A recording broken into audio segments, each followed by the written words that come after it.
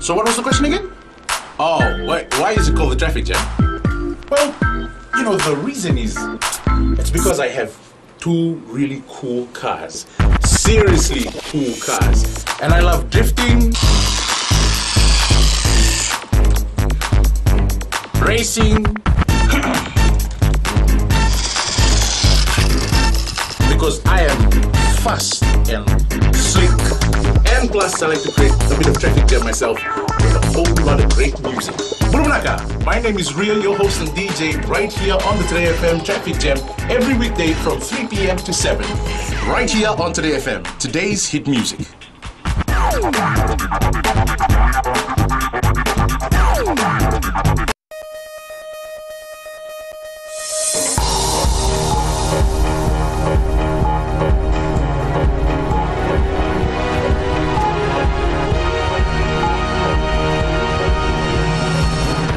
Tonight, court convicts 3 former post-Fiji executives of corruption-related charges.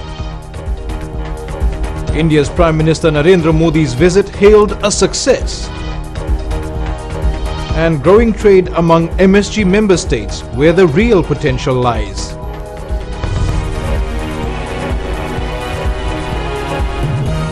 Good evening, Fiji. I'm Edwin Nand. 3 former executives of Post Fiji Limited have been convicted of corruption-related charges. The Suva High Court has convicted former chairman Mahendra Motibhai Patel of abuse of office. He was tried in absentia. Former managing director Penny Mao is guilty of extortion, and the then general manager Dhirendra Pratap has been convicted of giving false information to public offices. In 2007, the 3 men conspired to pay Mao over $100,000 in salaries upon his resignation, as well as $24,000 in gratuity. The Post Fiji board was never informed or consulted on the payment, and false records were shown to government auditors who scrutinized the company's finances.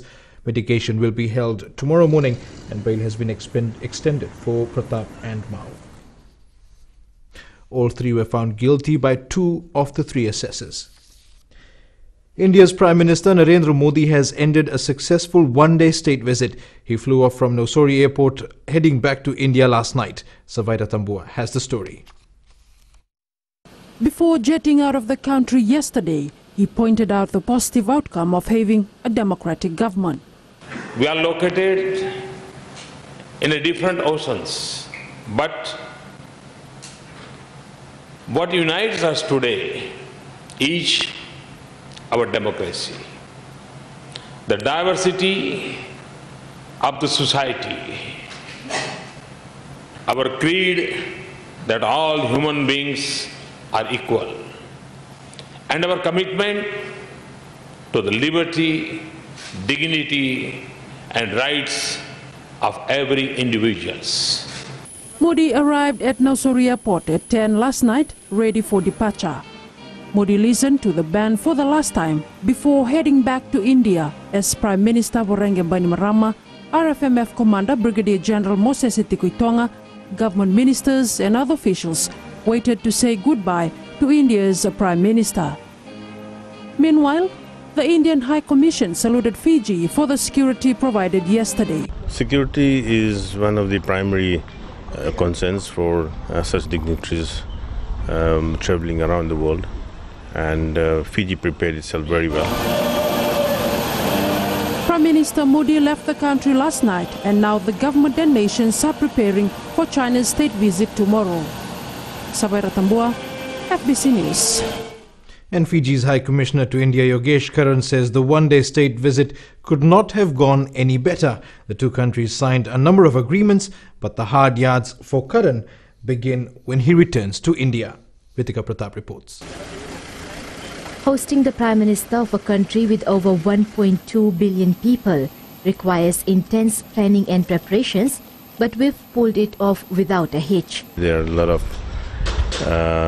synergies, particularly after the Pacific Island leaders meeting. So there has been so much of work prior to the visit, and I think there is much work after the visit because a number of things have been agreed on, and both the Foreign Ministry, our ministry with the Ministry of External Affairs through our office, both High Commissions, a lot of work is required from now on. Fiji and India have signed 3 Memorandum of Understanding. Another 15 have been agreed and will be signed later. Mostly it's on agriculture and some on water resource management. Renewable energy is one of them, the new one that we are trying to propose. I guess the visa one has been announced, so we should be signing MOU soon. In agriculture, there are a number of areas that we need to work on, and I will try to get it done very, very quickly. Yogesh Karan says there will now be more frequent visits by ministers of both countries, especially from the agriculture sector, which is one of the areas of focus. There's a particular project that we've been talking about, particularly for the rural sector, how to integrate activities, industrial activities. These are simple ones. For example, the use of coconut husk. In Fiji, we call it ganimbulu. In India, you'll be amazed how they make thick ropes out of that ganimbulu, and not a single part of the coconut is thrown. Narendra Modi, in his short time in Fiji, has won over many fans and followers. Having left a lasting impression on the people of Fiji, his government now has to work with ours and deliver on the promises made. Modi is the second Prime Minister of India to have visited Fiji.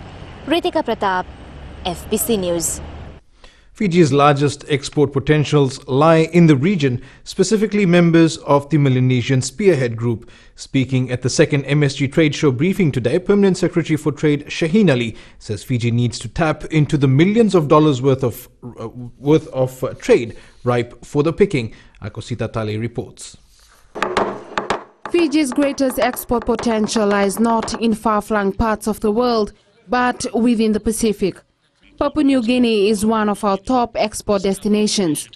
Every year we make millions from sales of flour, sweet biscuits, ice cream, other edible products, even boats and toiletries. Our exports peaked at 73 million, 73.6 million in 2012, and imports was around 4 million. We have a surplus and we hope that for a balanced trade that both exports and imports keep on increasing. Our strength lies in manufacturing. The bulk of our exports to MSG countries are produced locally, giving Fiji an acute advantage in trade. The Solomon Island is another major buyer with around $25 million worth of exports last year, and there's still room to grow. Hopefully the exports is steadily increasing. We want imports to increase also. Key exports are sulfur, salt, earths and stones, plastering materials. The benefits of regional trade is also proven in dealings with Vanuatu, another MSG country. $52 million in exports last year and $8 million in imports. They're both increasing. We want both to increase. Key exports are sweet biscuits, cement clinkers, water, aerated water, and also those containing sugar, flour and biscuits.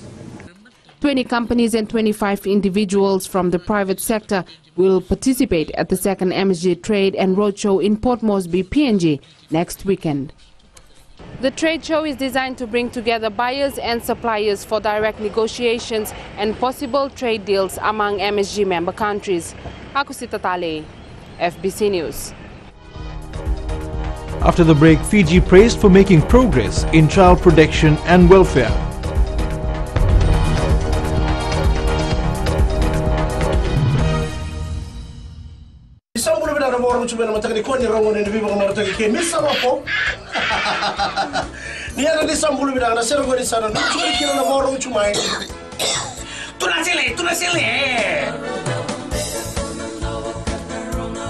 Nisambula, oyo Mr. Ben. Ela ba? Nama kikira na vima taka moni chikira borombu kama na ono kena liwa Enabula FM.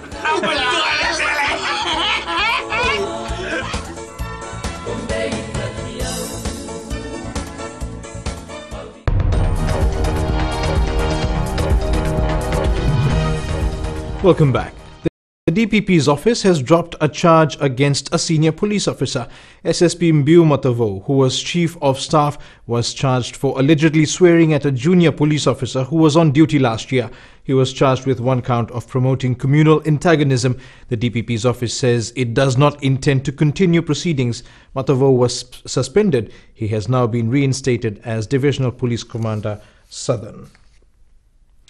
Fiji is one of the few Pacific Island nations making huge strides in child protection, survival and development of all children without discrimination. The 25th anniversary of the UN Convention on the Rights of the Child was marked today, with Fiji given a thumbs up for its efforts. Sakyusa Naivua with the details. A child born today has a better chance of survival than one born 25 years ago, thanks to greater attention to children's right to health.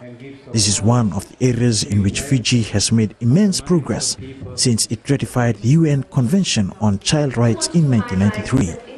Health, better protection for children. So when you look at rates of child mortality, there's been many improvements, but there's still a lot of things that still need to be done. There's still many children that are living in destitutions, and so I think days like this are days when you need to celebrate progress, but you also need to recognize that you need to press forward on the rest of the agenda. Students, teachers and various stakeholders came together to celebrate the 25th anniversary of the UNCRC, and while our progress is to be commended, there is still much to be done. What we want to also point out is that the entire cycle of childhood is important. From the moment the child is still unborn, to take care of pregnant women better, and then up to when a child is 18, which according to the convention, that's the cycle of childhood. Nations has recognized that Fiji has made significant progress in poverty reduction and children's access to education. The infant mortality rate fell from 16.8 deaths per 1,000 births in 1990 to 13.1 in 2008. The under 5 mortality rate fell from 37.8 in 1990 to 23.6 in 2008. Sakyusa Naivua, FBC News. The Fiji First-led government will be delivering its first national budget in Parliament tomorrow morning. The budget will be announced by Finance Minister Ayaz Sayed Kayum. Our coverage on FBCTV will begin at 9:30 a.m. The Fiji Meteorological Office says it's watching the El Niño effect, which could cause a drought in the coming months. The warm El Niño current from the west coast of South America can cause dry spells in our part of the Pacific. Fiji is now in the wet season, but records show reduced rainfall in many areas. Watisoni Rekandroka reports. There's been periodic rain in the last few weeks, but meteorologists are keeping tabs on a possible El Niño effect developing by next year, causing low levels of rainfall. If El Niño does develop, which is the worst case, then we might have a drier wet season, and the full impacts of this will not be known until next year's dry season. Wangaivelua says there's no national drought. The developing El Niño system is causing problems in certain parts of the country. The potential development of the El Niño, which is still struggling to form, it hasn't formed, but the impact is sufficient to control the rainfall or keep the rainfall below or well below the levels that we would normally expect for certain places in Fiji. The Fiji Meteorological Office says by April next year, when our dry season begins, we will have enough data to say whether the drought is worsening. According to Wangaivelua, if this does happen, we could see rivers, streams and boreholes drying up. Agriculture will be the worst affected, but other services could suffer as well. We would like to engage other stakeholders like Water Authority, Fiji Electricity Authority, Mineral Resources Department, which deal with underground water, as well as the Disaster Management Council. The Fiji Meteorological Office will also work with the Agriculture Ministry, feeding all the information necessary so that the negative effect on farmers can be mitigated. Watisoni Rekanroka, FBC News. Sports is up next. Here's Jamie with the latest. Edwin, and good evening in sports. After the break, all focus on the next leg of the Sevens series for Ben Ryan and his squad and Australia National Rugby League giving back to the Pacific. Details coming up.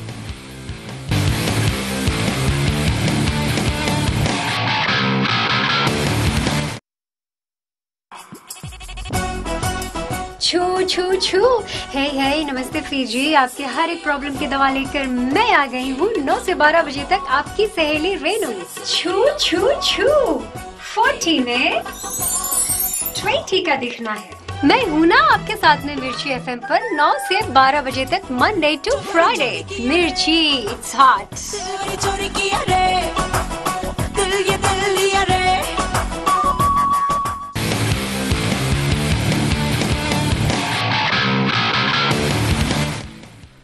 Despite the ongoing saga regarding the unpaid bonus owed to the Vodafone Fiji Sevens side for winning the Gold Coast title last month, Coach Ben Ryan is keeping his players focused on the mission ahead. He says regardless of losing key players to lucrative contracts abroad, the challenge is rebuilding a solid combination to take to Dubai and South Africa next month. Talin Daudakadaka has more. It was business as usual for Ben Ryan and his men at the Uprising Resort in Pacific Harbour. The players were clearly not sidetracked by the off-field drama regarding Digicel's goodwill payment to the squad that claimed the Gold Coast Sevens title. The captain says with the Dubai Sevens only 2 weeks away, the players cannot afford to lose track of the goal. Plenty of people didn't know what to expect from Fiji. I think after Gold Coast, they know that we mean business this series, and we're telling each other that other teams, they're going to prepare really well after they saw the performance we put in Gold Coast. I think the onus is on us to follow up on our victory in Gold Coast. As usual, the competition is stiff among players to secure a spot in Ryan's final 12-man squad. With 9 survivors from Gold Coast, it's a tough ask for the new players to Ryan's rigorous training program. I'm not expecting them to be leading the pack in all the fitness and all the training sessions, and they're hanging on in there valiantly, really. I think they've all come in with decent standard of fitness, so I'd be, I wouldn't have any worries if we had to take them to Dubai. I know that most of them have probably got just about 1 or 2 exceptions, perhaps. Most of them would meet the requirements. So far, Ryan is pleased with the players' work ethic during the training camp. The former England coach will name his squad to Dubai and South Africa on Saturday. Talento Dakadak, FBC Sports. More than 50 children learned basic rugby league skills from Australian National Rugby League officials at Albert Park in Suva today. NRL star Kevin Naingama and Kangaroos coach Tim Sheens were present to offer tips to the youngsters. Josephine Navula has the details. Despite the unfavorable weather, children turned up in numbers to get rugby league tips from the experts. West Tigers rep Kevin Naingama says he was happy to share his knowledge of the game with the children. Yeah, well, like this program that they're setting up is definitely a great opportunity. It's a great thing for them to pursue their goals if they want in the NRL, and the NRL coming over here and doing this initiative is real good. So hopefully this is a start of a great thing. The clinic was an initiative of the Australia and Fiji National Rugby Leagues. Kangaroos coach Tim Sheen says he is overwhelmed to be part of the team promoting the sport from grassroots level. Australia, what we're doing here, not only in Fiji, but recently we did Samoa, and we've done PNG as well, and Tonga. So it's a Pacific strategy that the NRL, David Smith is pushing, and part of our role is to come along here and just promote it. NRL head of football Todd Greenberg says there's a huge number of Pacific Islanders playing International Rugby League, and they want that to continue. A lot of rugby league players that have come from the Pacific, as you just heard before, so we want to make sure that we say thank you. We want to make sure that we reflect back and say thank you to our friends in the Pacific for their contribution, and to make sure people know they're welcome. The clinic is part of NRL's Pacific strategy to introduce rugby league in primary school across the country. Josephine Navula, FBC Sports. The Vodafone Fiji Under-20 football team now has a chance to finish second in its group of the OFC President's Cup. Vanuatu's Amikal has topped the pool and progresses through the final, leaving Fiji and Bahrain's Bus 18 to qualify for a place in the third and fourth playoff. Indra Singh has more. Another cold and windy day in New Zealand, and the Fiji under-20 side is preparing for the match against Bus 18 tomorrow. Of course, yes, we are looking forward to that game because for the first time maybe the boys are going to play a professional team, and the boys are also looking forward for that match, which will give us a fair idea as to how the World Cup will be. Both teams have lost their matches to Amikal, ruling them out of a place in the final, but the Fijians maintain the tournament is just what they need. Very different from what they're used to playing in Fiji. And that's why we want these experiences of getting them out, playing in tournaments like this. So Bus 18 is going to be a really good test and a great experience for the squad. The players also understand that the task at the Trust's arena will not be easy, with Bus 18 being a professional outfit. Well, I'm happy for the boys' performance. How they played, how they give the effort, and we always listen to what the coach said. Mr. Frank and Mr. Urbanis, the way they put their combination, they're taking it together, and that's how the boys work together. It's now a matter of perfecting each game being played in order to be a force to reckon with at the 2015 World Cup. So we need to give experience to all the players, and that is what we will be using in this President's Cup in the next upcoming games. The cold of Auckland can be classed as one that gives you shivers, but the Fiji side knows they can warm up by having a grand outing against the Bahrainian side. Indra Singh, FBC Sports. Meanwhile, Amikal of Vanuatu booked its spot in the OFC President's Cup final after upsetting Bahrain's Bus 18 yesterday. The side was a goal down at half-time but made a grand comeback to secure the win. Here are the goals. Cruz. Shot on goal. Oh! It is a Brazilian free kick. Giotis can get one of these right again. This is a good one. Headed by Sakama! Amikal are level. Vakatalis out. Panagiotis! Oh! An absolutely beautiful goal by Nikos Panagiotis. The final will be played at 7 p.m. this Sunday. The Rotuman athletics team received a major boost ahead of the Central Eastern Chow Games, which starts tomorrow. The 16-member team is presented with brand new uniforms by Digicel. Digicel Fiji's commercial director Andrew Skelton presented the athletes with vests and shorts that they will wear during the two-day competition. This is the second year in a row that Rotuma has received uniforms from Digicel.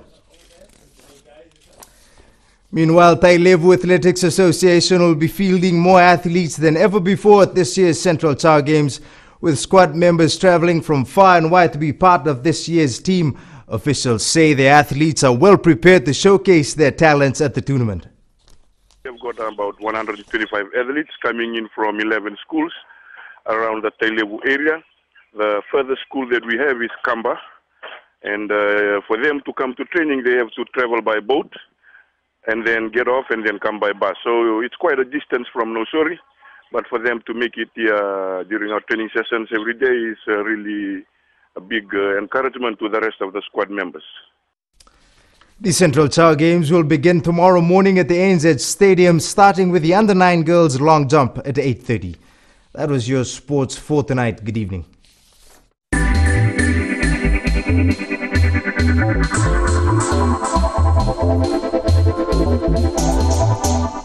There were more visitors to the country in October compared to the same month last year. A total of 64,000 visitors arrived here, which is a 7% increase compared to the year earlier. The Fiji Visitors Bureau of Statistics reports increases in the number of visitors from the United States, New Zealand and China. Fewer visitors from Japan and Canada travelled to Fiji last month. 80% of the visitors came for a holiday. 5% came to see friends or relatives. Over 577,000 people visited Fiji in the first 10 months of this year.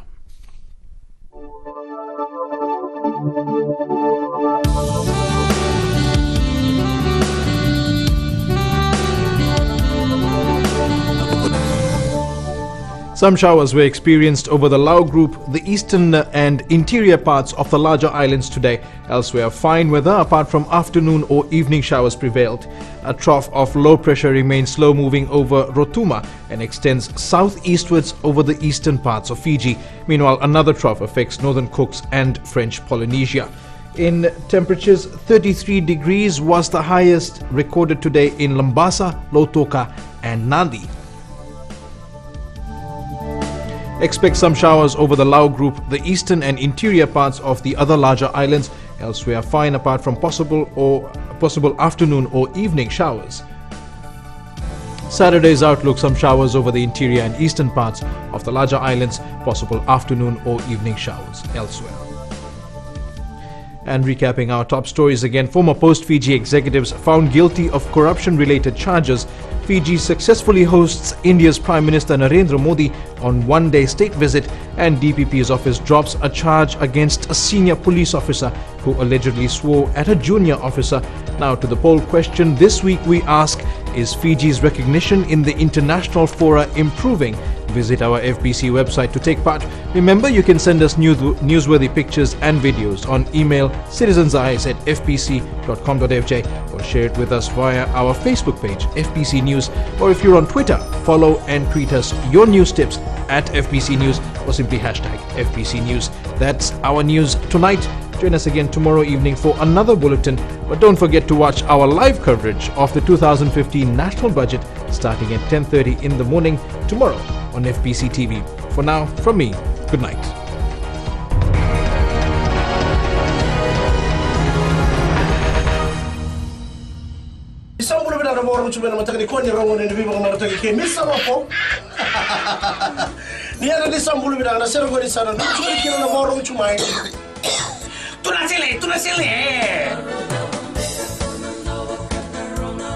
Nisambula, oyo Mr. Ben. Kelapa. Nama kikira na vima taka moni chikira borumbu kama na ono kene liwa ena buru FM. Apa tu?